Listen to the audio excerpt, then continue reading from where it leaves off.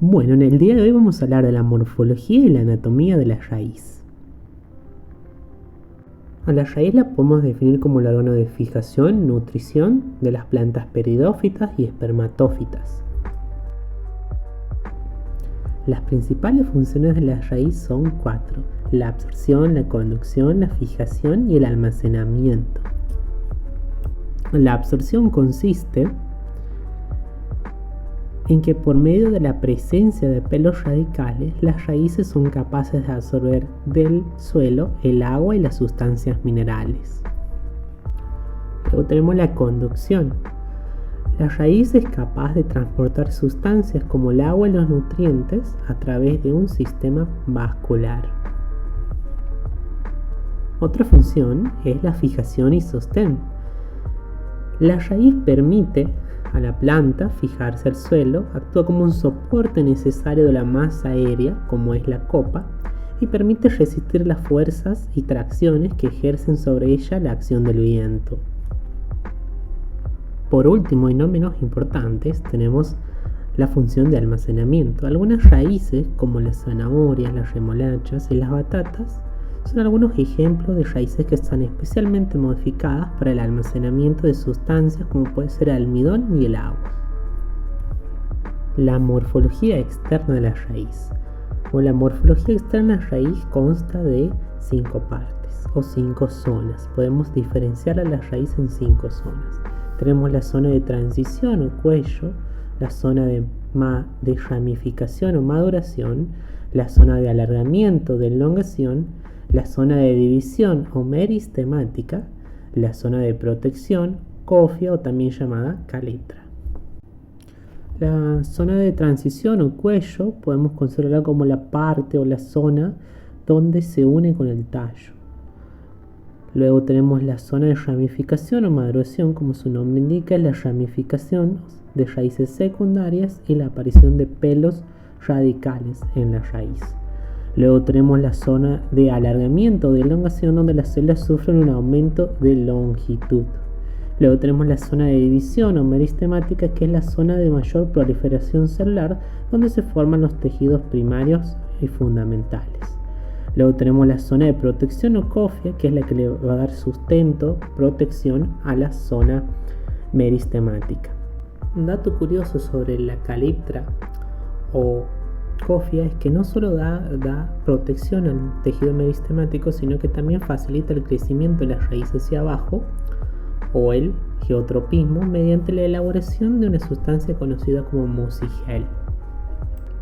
Antes de adentrarnos a ver la anatomía de la raíz, tenemos que diferenciar dos términos: crecimiento primario, que es aquel que se refiere al crecimiento en longitud de la raíz, que sucede a partir del tejido meristemático apical, que sucede en la mayoría de monocotiledóneas.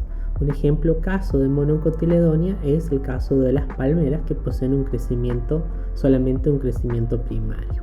Luego tenemos el crecimiento secundario, que es el crecimiento que sucede en diámetro o grosor, que sucede a partir del tejido meristemático lateral, que está presente en la mayoría de dicotiledóneas, como es el caso de un árbol. Bueno, ahora vamos a empezar a ver la anatomía de la raíz, la estructura primaria de las dicotiledóneas y las monocotiledóneas. Realizando un corte transversal de la raíz en la zona de maduración, podemos encontrar la siguiente estructura, que es la estructura primaria de las monocotiledóneas. En la capa más externa encontramos la epidermis, una fina capa de células que permite la absorción de sustancias y nutrientes. Luego tenemos en la capa media el córtex, que se encuentra comprendido entre el cilindro vascular y la epidermis. Las células del córtex van a dedicarse a almacenar sustancias. Luego tendremos el cilindro vascular, que si le hacemos un zoom encontraremos la siguiente estructura.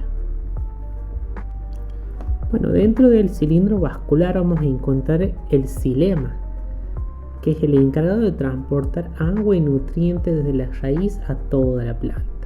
Luego tenemos el floema, que es el encargado de transportar la savia elaborada a toda la planta, completándose el ciclo del xilema-floema. Entre el límite con el córtex y el cilindro vascular tenemos la endodermis, un conjunto de células muy compactas que van a sellar el cilindro vascular.